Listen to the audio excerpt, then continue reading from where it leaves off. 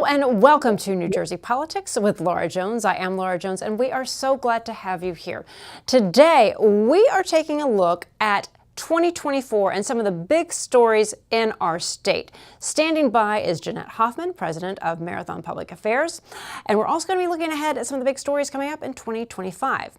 First up, we are joined by Micah Rasmussen, executive director of the Rebovich Institute for New Jersey Politics at Rider University. He joins us now to take a look back and again, a look ahead at the big stories of 2024, 2025. Micah, good to see you. You too, Laura. Thanks for having me. Well, it's always good to have you. Would you say that the big story in New Jersey, well, you know, what comes to mind when I look back, you know, what was making headlines at the beginning of the state, not necessarily making headlines at the end of the state, but Bob Menendez, Andy Kim, that's got to be one of the biggest political stories that we've seen here in New Jersey in quite some time. What do you think? Absolutely. I totally agree with you. And I think you can even weave in two other elements of this same story, this saga that really occupied the political attention for the entire year. And you correctly said it started with Bob Menendez. It started with Senator Bob Menendez. It ended with Senator Andy Kim. And in between, I think you can add the names Tammy Murphy, and really all the county lines that are now gone. These county primary ballot lines, the preferential ballot party positions that are now gone as a consequence of this crazy year and this election that Andy Kim refused to accept the no that he was getting from the county organizations, sued and won. And so this arc that has resulted in so many changes, I think you can say started with this most consequential of elected officials now in New Jersey for probably a generation. That's how I think of Andy Kim. Right. And, you know, when it comes to Bob Menendez, you know, this was the second time he went on trial for corruption charges. You never know how things are going to go. The evidence the first time around seemed to be overwhelming. He beat that, but this time he did not beat those charges. When, again, as this is a time we're looking back, looking ahead, what legacy do you think he will have? Is it just going to be about the corruption, or will there be anything else that he has left behind that isn't tainted by that cloud of corruption? Boy, that's a great question. And unfortunately, I think the answer is there's going to be little else that we remember him for. And that's a real tragedy. When you're talking about somebody who had risen through the ranks of the House first and then the Senate and became chair of the Foreign Affairs Committee, it's probably one of the most powerful federal legislators New Jersey has ever had. And, you know, we can look back and think of the other scandal-plagued senators that we've had to see the proof that we really remember very little else, no matter what else they accomplished over time. And it really is the tragedy here. Right. And while he is out of the spotlight, Andy Kim is now occupying the seat. What happens to Bob Menendez as far as his legal troubles go? Do we even know where that is? Because that really, honestly, it fell off the headlines. Yeah. So what will most immediately happen is that he has asked for a new trial based on what he considers to be prosecutorial misconduct. He says that the prosecutors acknowledge that there was a laptop which had redacted information that a judge had ruled was inadmissible. The jury had access to that laptop. It was how they were viewing the evidence. There were files on there that shouldn't have been. And so based on that, we don't know whether or not the jury saw them, but based on that, he is looking for a new trial. I think, and this again is a layman, not a lawyer, he's probably unlikely to get a new trial based on that.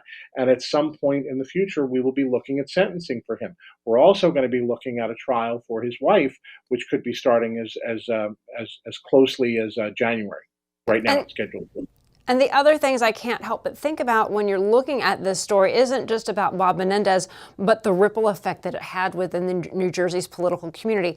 You just talked about the county lines, but also the seats. That opened up a seat, which opened up Andy Kim's seat, which led to Herb Conway Jr., his seat. So can you talk a little bit about, you know, what we saw as a result, those unintended consequences of his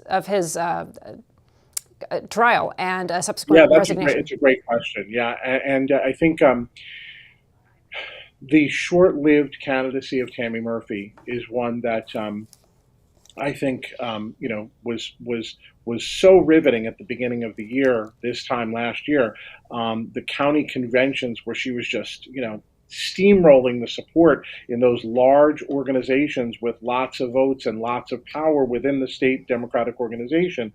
She was getting them all without even votes of the conventions. And then what started to happen was he was winning actual votes in the actual conventions, and momentum shifted. Voters were responding to his message. Rank and file committee people were responding to his message. It was very clear that there wasn't a lot of support for her candidacy to move forward, and she got out of the race. I think it really prematurely has turned the Murphy administration, Governor Murphy, into a lame duck, which of course he is. We're entering his last year in office. He put a lot of political capital into her candidacy, and if she had won, we would be talking about a different story, but she didn't win. And so that was one of the big ripple effects. Yeah.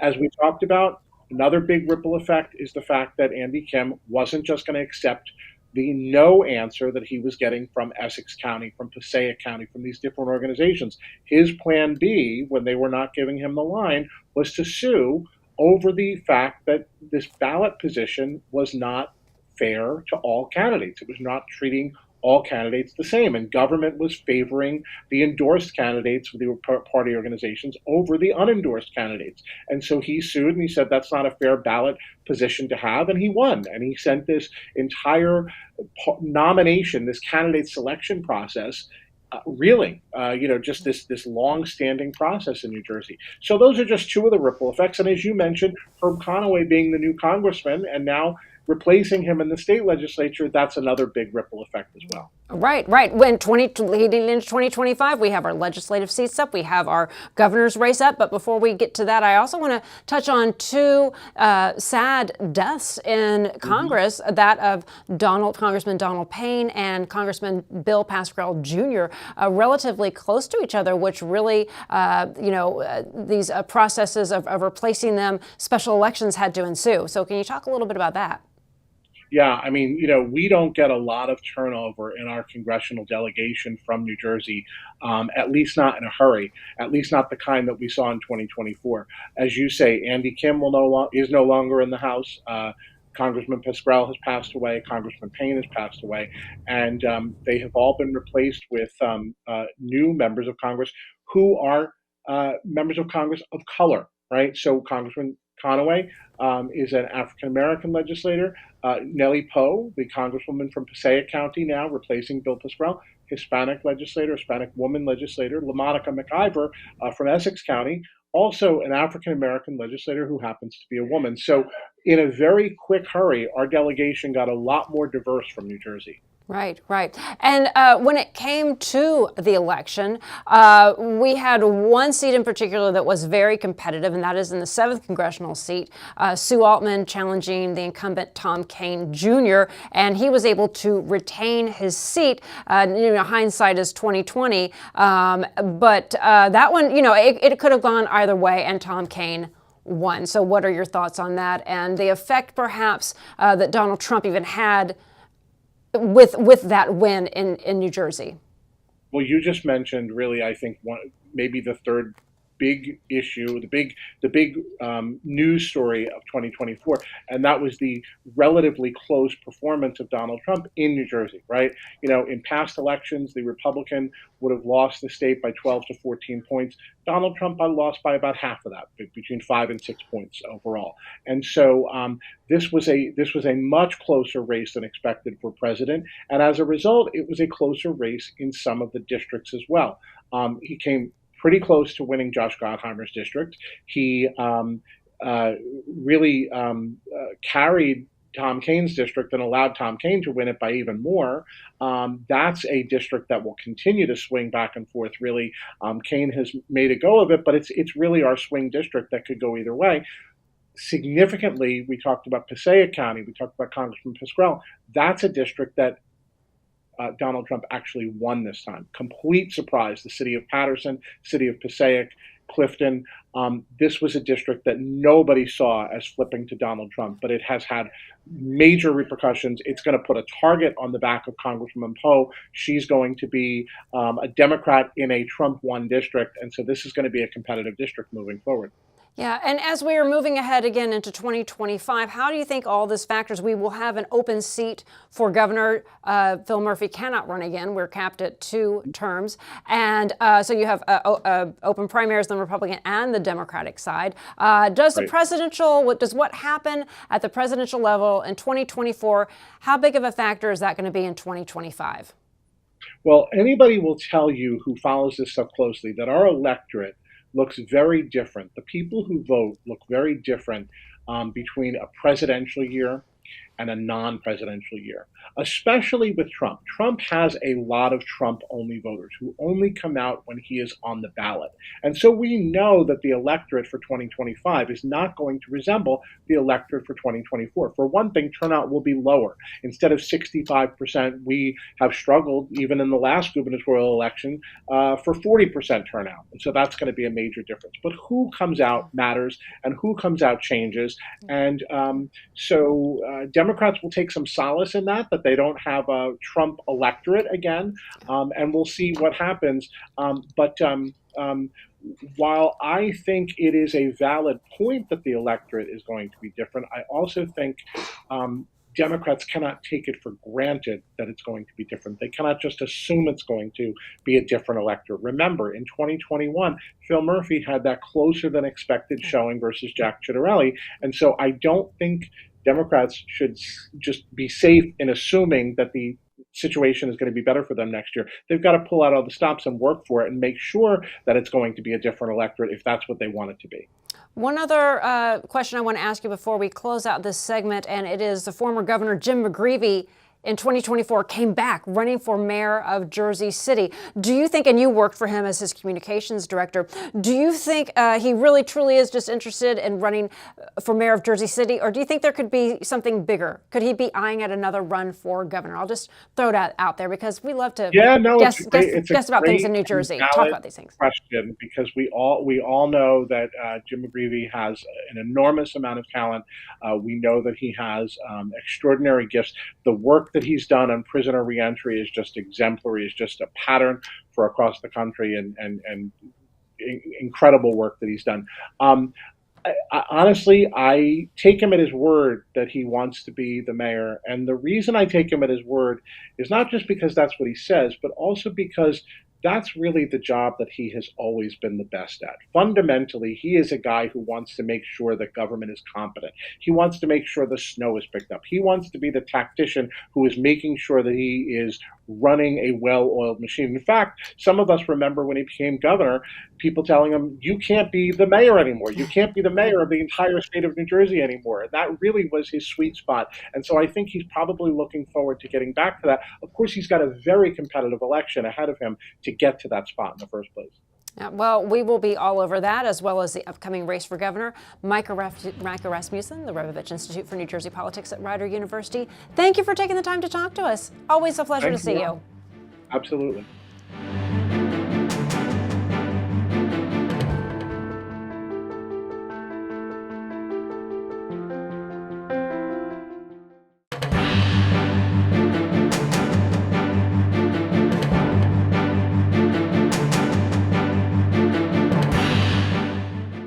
We're continuing our look back at the big stories of 2024 and ahead to 2025 right now with Jeanette Hoffman. She is president of Marathon Public Affairs. Jeanette, it's good to see you. Welcome to the show. Thanks, Laura. Always so great to be here. Oh, yeah. Well, I think one of the biggest headlines, without a doubt, in New Jersey came on election night, the Republican surge in New Jersey. What would you say is the biggest story from where you are sitting your lens in New Jersey of 2024? Well, New Jersey is on the map nationally as one of the biggest swing states in the country. Who would have thought? If you look at all the states in the country, New Jersey is number 2 in swinging for Donald Trump. 10 points since 2020, Donald Trump picked up in a margin of victory over his Democratic opponent. Only New York had a bigger margin of victory. Now, my Democratic friends will tell you, well, he got the same amount of votes as he did in 2020. It's just Kamala Harris, the Democratic candidate, lost about 500,000 votes. So, I mean, the point of the matter is Republicans are coming back in a very big way. Turnout was really high for Republicans. And month after month in 2024, Republicans increased the number of registered Republicans on voter rolls. In fact, in the entirety of Joe Biden's tenure, registered Republicans increased by 180,000 in New Jersey during that time. That's no small number. Now, we still have a huge gap to close between the Democrats, but we're picking up steam, we're picking up momentum, and I think that bodes very well for us going into 2025. Well, when it comes to get out the vote effort, voting issues, Democrats are usually better at that traditionally than Republicans. This time around, though, Republicans really seem to be on top of it, informing people of how to early vote, vote by mail, the other ways of participating instead of just the traditional coming out the day of Election Day. And, we saw definitely some voting issues in part of the states. I know a lot of issues in Burlington County. So can you talk a little bit about those efforts there? Yeah, so Democrats have really perfected the vote by mail operation. And, they have really done a great job, especially in off-year elections, like in last year's legislative elections. You saw that they had a huge advantage going into Election Day, where they had just banked all these vote by mail absentee ballots. So they had a huge margin going into Election Day before people even went to the polls and voted. But, this year, what I think was exceptional was President-elect Trump had told people, go out there. Early voting is good. Vote by mail is good. And that message resonated from the top down. So you saw from Republicans huge lines in Republican dominated counties like Monmouth, Ocean, Morris, of people coming out to vote early. Sometimes there would be an hour wait to vote for early voting. And those numbers showed, because when you looked at, the county tolls, registered Republicans were coming out more than Democrats in early voting. I also think that's a cultural difference too. Republicans just like to vote on machines versus, sending their ballots in the mail and not trusting whether they actually got there or not. So I think this new way of voting, early voting, had record numbers this year. We haven't had that in a presidential year yet. So I think this is going to be a trend. And hopefully Republicans can make up for the advantage that Democrats have in mail-in ballots. Well, can you talk a little bit about not just the sheer number, the volume of people coming out in this presidential election, but what was the message resonating with people that Republicans will need to focus on as we are looking ahead to the 2025 race for governor here in New Jersey? Because, so many of the pundits were, Jersey, why even bother? New Jersey's blue, New Jersey's blue. And then the next day, everybody's saying, wow, did we get it wrong? But there are a lot of Republicans saying, it's not really necessarily a surprise to us. We've been hearing what the people have been saying. The polls got it wrong, though. So that's a bit of a loaded question, but your thoughts on that? Yeah, so the public polls in New Jersey were dead wrong. I mean, if you looked at the Rutgers-Eagleton poll, the FDU poll, a week before Election Day, they were saying that, Curtis Bashaw was going to lose by over 20 points. Donald Trump was going to lose by double digits. And actually, none of those things happened, right? They were both in very close single-digit numbers.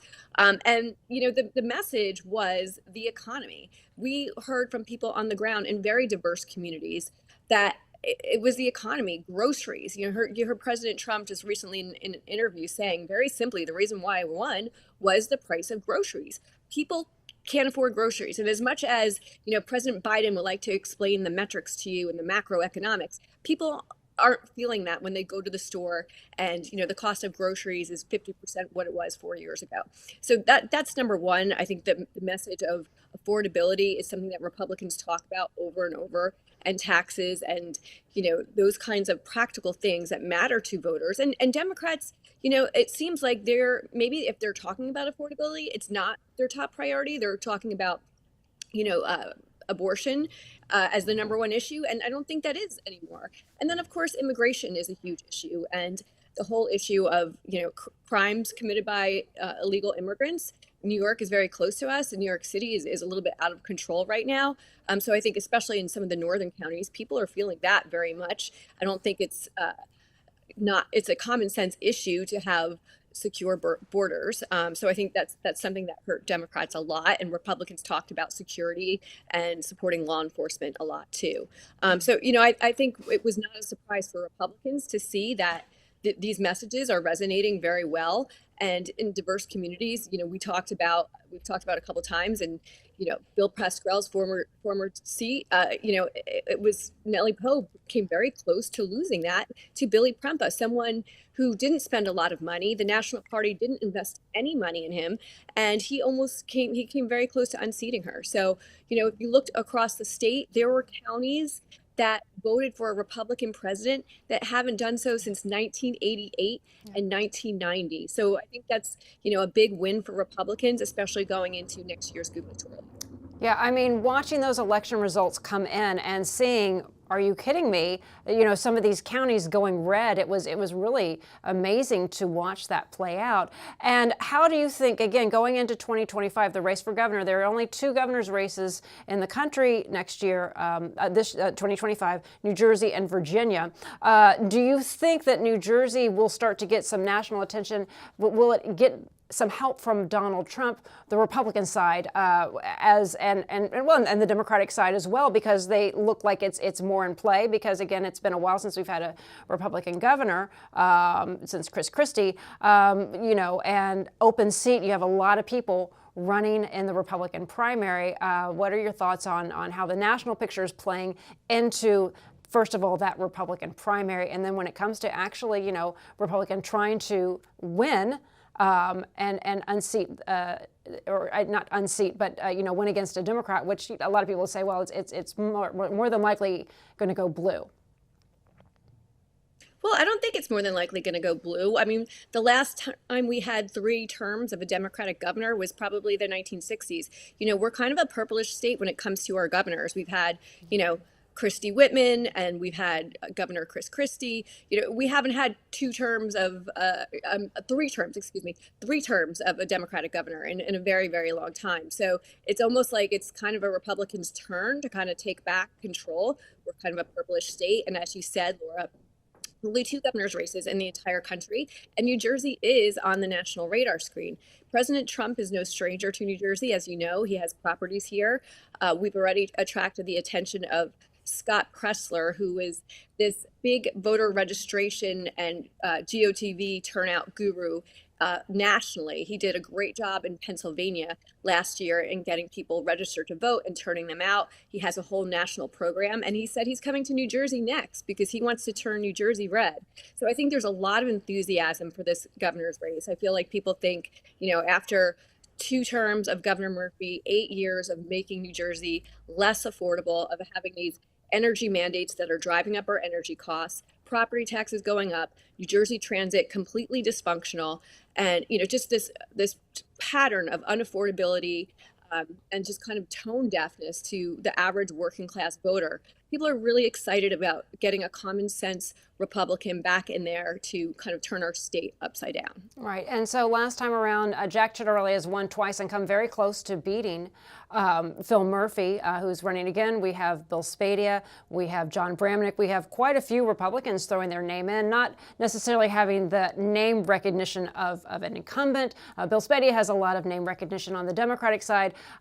We've got, 2 members of Congress looking to throw their name in or are in the race. Then a lot of people within the New Jersey political community knows everybody running. But, again, because we don't have that, because we're kind of in between New York and Philadelphia, we don't always get all of that media attention. So people don't always know the names the way the insiders do. What are your thoughts on, let's take the Republican side and, what they need to do to win that primary? Yeah, so it's going to be anybody's game here, I think, because it is an open primary. We talked about there's no party line. So there's really, I think there's a number of good candidates running. Jack Ciattarelli, who we talked about, I mean, he's been relentless on the campaign trail ever since he lost in 2021. The very next day, he declared he was running for 2025. So he's been out there. He's been out to like every single Republican event that you can imagine.